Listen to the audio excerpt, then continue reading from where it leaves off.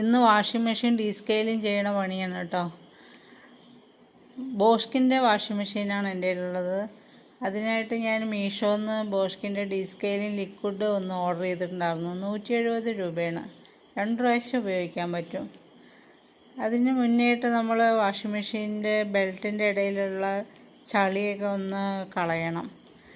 അതിന് ഞാൻ ഒരു ബക്കറ്റിൽ കുറച്ച് വെള്ളമൊക്കെ എടുത്തിട്ട് അതിൽ കുറച്ച് സോപ്പ് ഓയിലൊക്കെ ഒഴിച്ച് ഒരു തുണിയും കൊണ്ട് ഇതിൻ്റെ ഇടയിലുള്ള ചളിയൊക്കെ ഒന്ന് തുടച്ച് കളയുകയാണ്.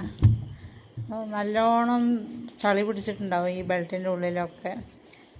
ഇതിൽ തുണി കഴുകുമ്പോൾ നമ്മുടെ ഈ ചളിയിലുണ്ടാവണ ഓരോ അണുക്കളൊക്കെ തുണിയിൽ പറ്റിപ്പിടിച്ച് പിന്നെ ചൊറിച്ചിലും ഒക്കെ വരും. അത് കാരണം കൊണ്ട് നമ്മളൊരു 3 മാസത്തിൽ ഒരിക്കലെങ്കിലും ഇത് ഡീസ്കെയിലിംഗ് ചെയ്തിരിക്കണം.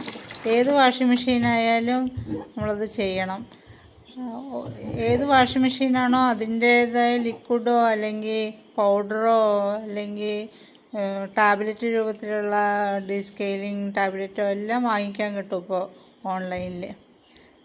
ഈ ലിക്വിഡ് ഞാൻ 1/2 ബോട്ടിൽ ഒഴിച്ചിട്ടുണ്ടായിരുന്നു നമ്മുടെ സോപ്പ് ഓയിൽ ഒഴിക്കുന്ന ട്രേയിൽ.